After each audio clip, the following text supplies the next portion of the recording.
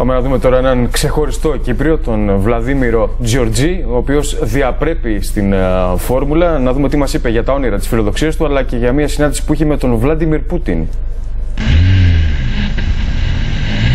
Ο Βλαδίμηρος Τζιορτζής πατάει γκάζι για το όνειρο της Φόρμουλα 1. Η Φόρμουλα 4 είναι ο προθάλαμος για τον μαγικό κόσμο της κορονίδας των μηχανοκίνητων σπορ και ο νεαρός Κύπριος πιλότος θα δώσει και την ψυχή του για να τα καταφέρει. Πιστεύω πως μπορούμε, γιατί όχι.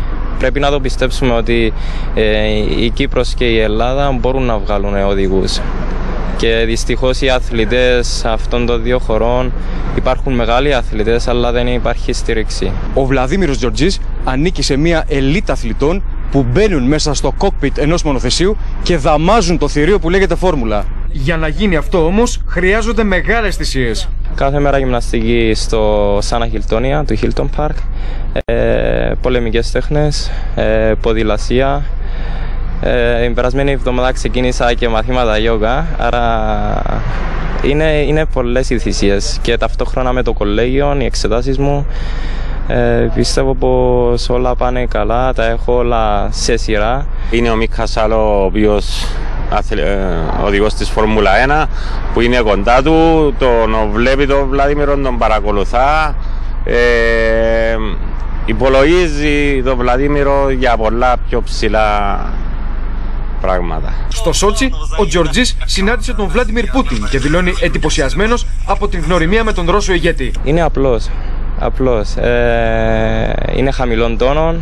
Μας ευχήθηκε καλή επιτυχία για φέτος στους Ρώσους οδηγούς, επειδή τρέχω με ρώσικη σημαία φέτος λόγω της ρώσικης αγωνιστικής άδειας.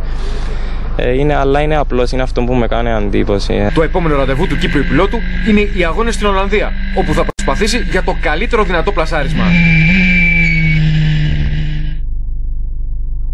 Και Βλαδίμηρο Τζιορτζή και Βλαδίμηρο Πούτιν. Δεν έχει παράπονο. Έχουμε και τους δύο Βλαδίμηρους. Εγώ ξέρω και έναν άλλον, αλλά δεν έχει σημασία. Νίκο Κατσαρέα, εξαιρετική συνομιλία μαζί με ένα νέο παιδί.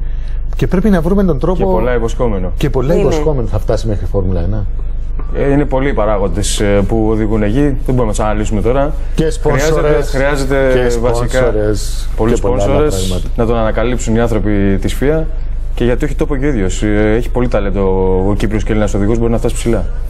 Ευχαριστούμε πάρα πολύ, Νίκο. Κάπου εδώ ολοκληρώσαμε.